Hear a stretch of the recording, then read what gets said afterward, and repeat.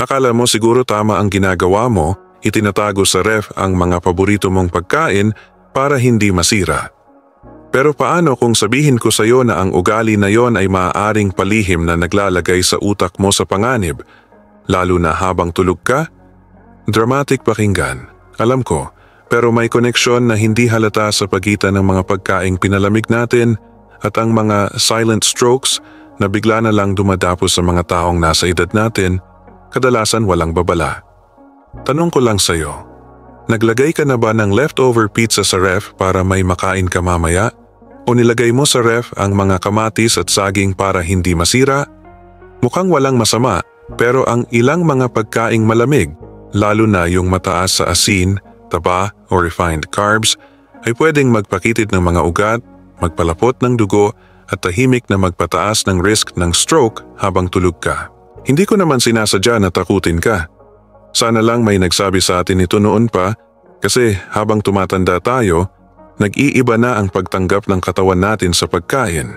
Ang dati nating kinakain ng walang problema noong 40 anyos, bigla na lang pwedeng magdulot ng komplikasyon sa 60 o 70 anyos, lalo na pagdating sa circulation at brain health.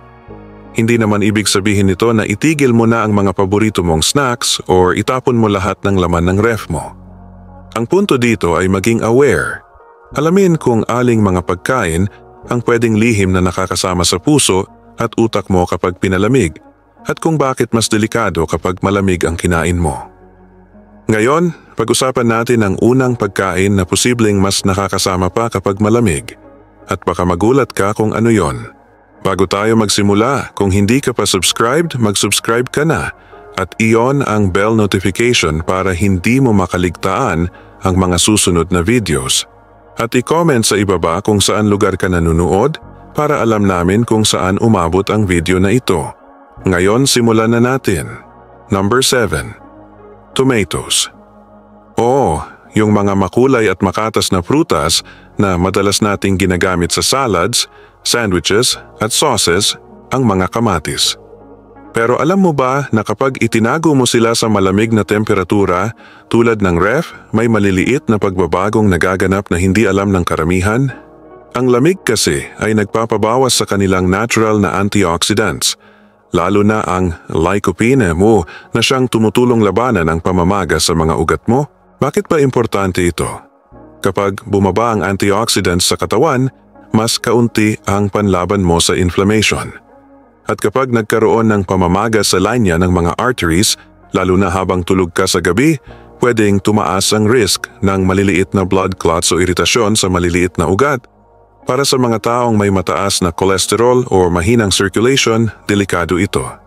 Ayon sa isang pag-aaral, ang mga kamatis na nilagay sa ref ay nagpakita ng mas mababang lycopene levels pagkalipas lang ng ilang araw. Hindi lang ito pagbawas sa nutrients. Posible rin itong banta sa kalusugan ng mga ugat mo. Kung mahilig ka sa malamig na hiwa ng kamatis o sa mga pre-made tomato salads na diretso sa ref, ang maliit na detalye na to ay unti-unting nakakasira sa kalusugan ng iyong mga daluyan ng dugo. Mas mabuti pang ilabas mo ang mga kamatis at itago sa room temperature. Mas masarap pa ang lasa at mas healthy para sa iyo. Kung meron ka ng naka-ref, huwag magpanik.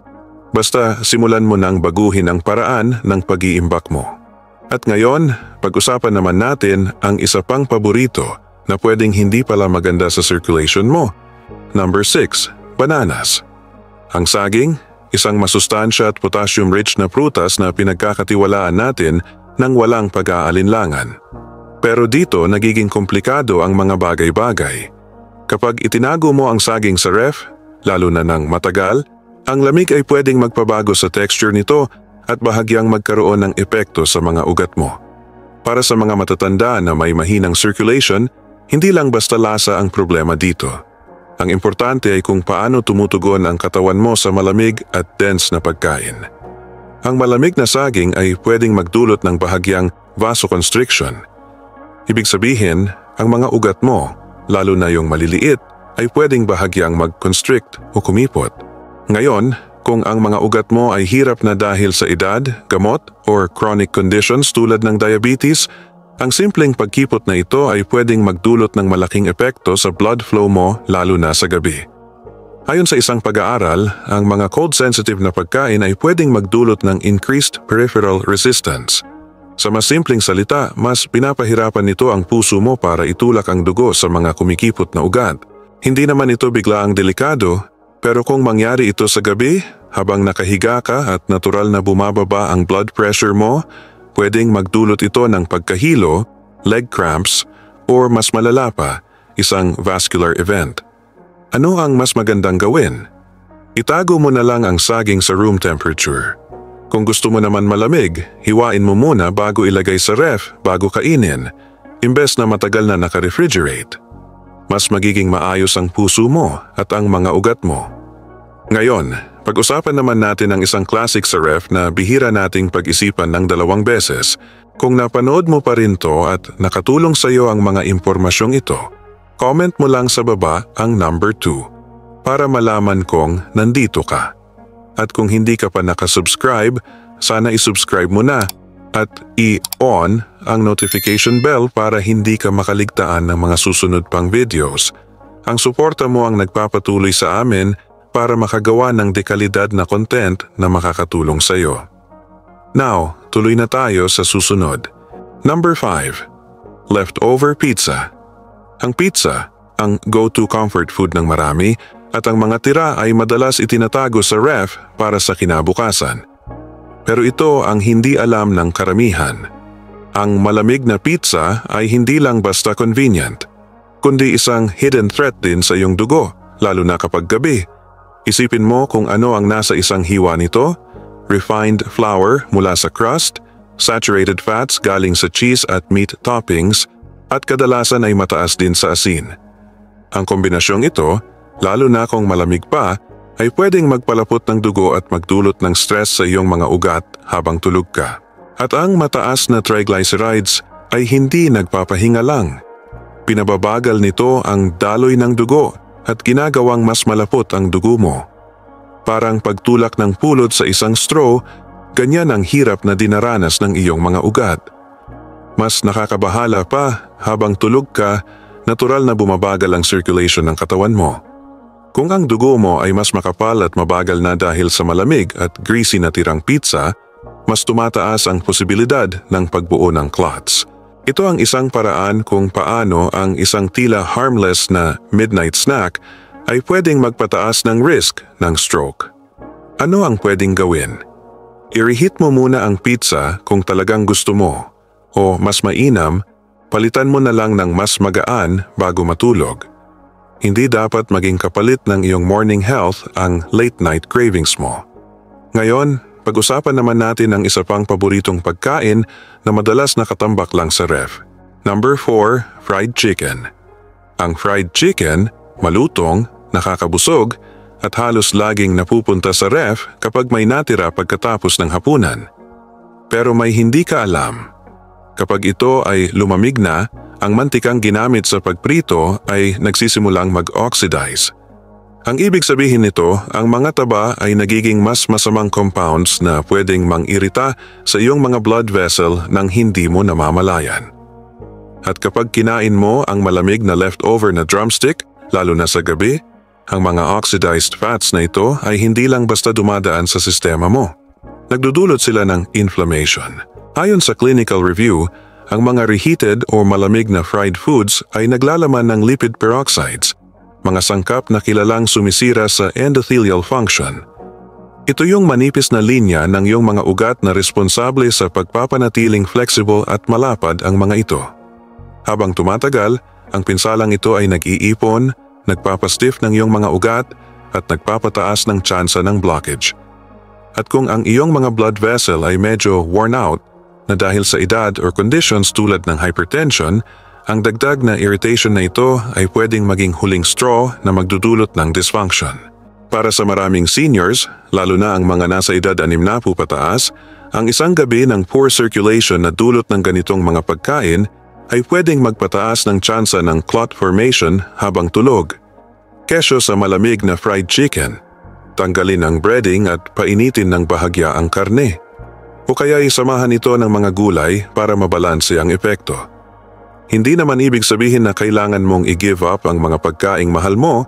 Ang importante ay matulungan mo ang iyong katawan na i-handle ito ng mas maayos.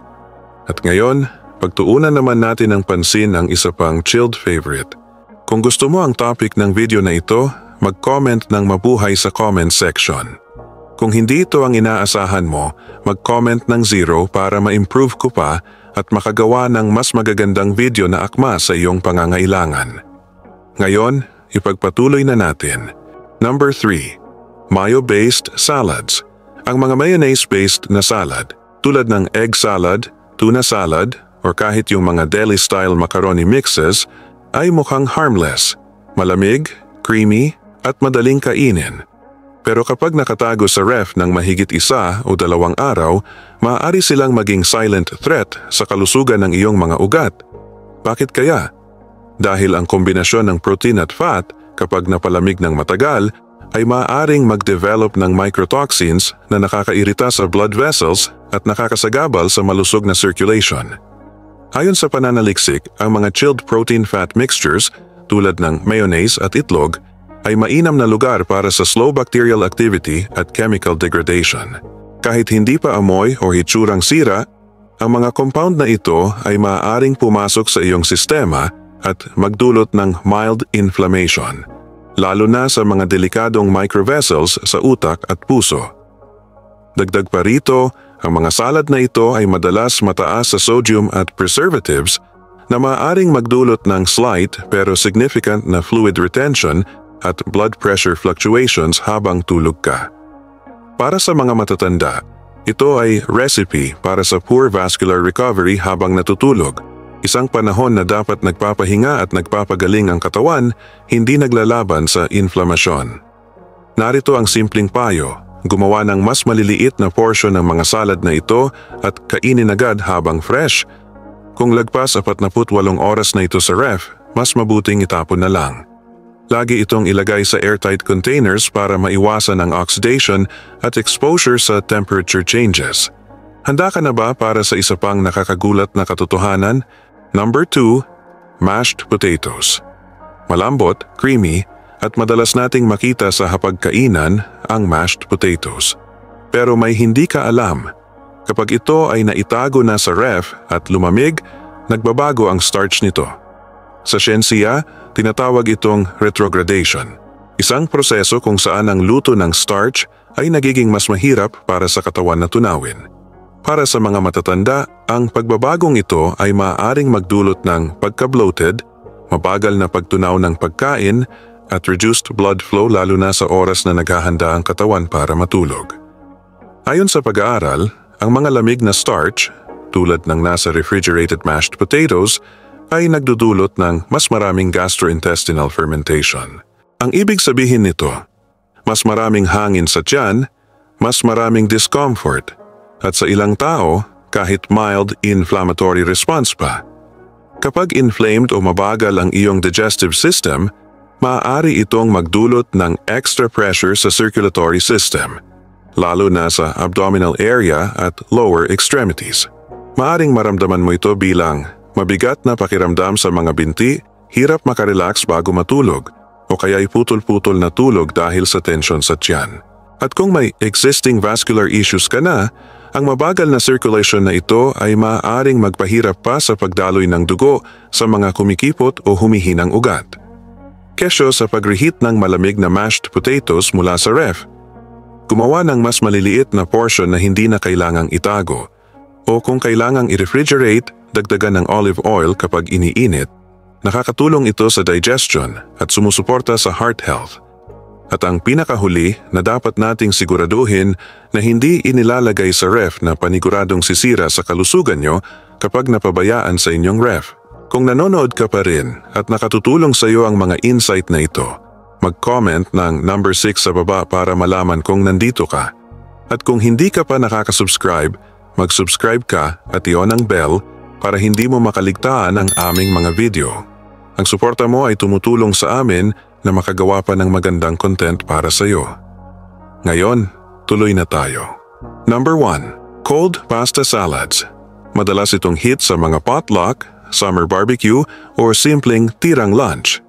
Pero pagdating sa kalusugan ng iyong mga ugat, ang creamy at savory na pasta salad na ito ay maaaring mas delikado kaysa sa itsura nito. Karamihan sa mga pasta salad ay naglalaman ng triple threat: mayonnaise, deli meats, at keso, pawang puno ng saturated fat at sodium. At kapag kinain ng malamig, mas nahihirapan ang iyong katawan i-process ang mga tabang ito na maaaring magpabagal ng circulation, magpataas ng risk sa small vessel blockages. Ayon sa clinical report, ang mga chilled foods na mataas sa saturated fat ay nagdudulot ng significant na pagtaas ng post-meal blood lipids, lalo na kapag kombinado pa sa high sodium. Hindi lang basta stress sa digestive system ang epektong ito, pinapalapot din nito ang iyong dugo na nagpapahirap sa smooth na pagdaloy nito sa mga pinakamaliit mong ugat, lalo na sa gabi kung kailan natural na bumabagal ang iyong circulation. Maaaring hindi mo agad maramdaman, pero ramdam ito ng iyong puso. Mas humihirap ang pagpump nito, sinusubukang ituloy ang daloy ng dugo sa mga kumikipot at tumitigas na daanan. Sa paglipas ng panahon, ang extra effort na ito ay maaaring magdulot ng problema. At sa tahimik na oras ng gabi, ang pressure na ito ay maaaring maging tipping point tungo sa clot or vascular event. Gusto ng mas ligtas na version? Gumamit ng whole grain pasta, palitan ang portion ng mayo ng Greek yogurt, bawasan ng maaalat na karne, ihain itong fresh imbes na diretso mula sa ref. Ramdam ng iyong mga ugat ang pagkakaiba. Marami sa mga pagkaing mahal natin, mula sa creamy salads hanggang sa matatamis na desserts, ay maaaring palihim na makasama sa ating kalusugan kapag pinalamig at kinain ng walang pag-aalala. Pero hindi ito tungkol sa takot. Ito ay tungkol sa pag-aaral na alagaan ang ating katawan sa mga simpleng paraan na may malasakit. Hindi kailangang maging danger zone ang iyong ref. Sa ilang mindful na pagbabago, maaari itong maging lugar ng pagpapagaling at suporta sa kalusugan. Tandaan, ang risk ng stroke ay hindi nagmumula sa isang pagkain o pagkakamali. Ito ay unti-unting nabubuo, gaya rin ng proteksyon. Bawat maliit na pagbabago na gagawin mo ay hakbang patungo sa mas malakas na circulation, mas mahimbing na tulog, at mas malusog na kinabukasan. Salamat sa pagsama sa amin ngayon. Gusto naming marinig ang iyong opinyon. Mag-iwan ng komento sa ibaba at ibahagi ang isang bagay na natutunan mo ngayon at kung paano mo ito gagamitin sa iyong buhay. Mahalaga sa amin ang iyong saloobin, kaya huwag magatubiling ibahagi ito. Ang pagbabasa ng iyong mga komento ay nagbibigay sa amin ng malaking motibasyon at inspirasyon. Kung nagustuhan mo ang video na ito at nakatulong ito sa iyo, mangyaring i-like, mag-subscribe at i-share. Ang iyong suporta ay tutulong sa amin na makagawa pa ng mas maraming magandang content para sa iyo. Salamat sa panonood at sana ay makita ka ulit namin sa susunod na video.